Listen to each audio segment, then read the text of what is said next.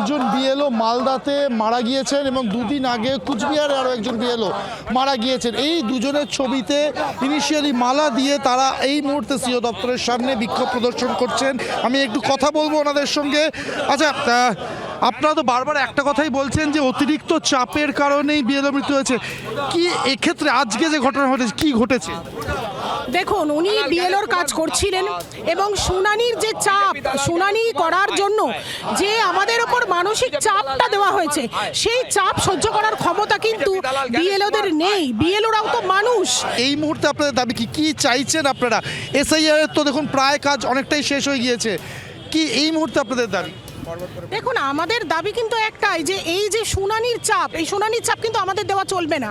কারণ এই একটু আগে আমার যে শুনানি প্রসেস তো এটাই, শুনানি প্রসেস যেটা হচ্ছে এতদিন ধরে, কথা তো আমাদেরকে বলাই হয়নি, আমরা তো কিছু জানিই না, আমাদেরকে কোনো রকম ট্রেনিং দেওয়া হয়নি, কিচ্ছু জানানো হয়নি কিভাবে শুনানি হবে। শুনানিটা কি আপনারা চাইছেন বিএলওদেরকে অব্যাহতি দেওয়া হোক শুনানি? একদম, আমরা এটাই চাইছি বারবার, যে বিএলওদেরকে এটা থেকে অব্যাহতি দেওয়া হোক।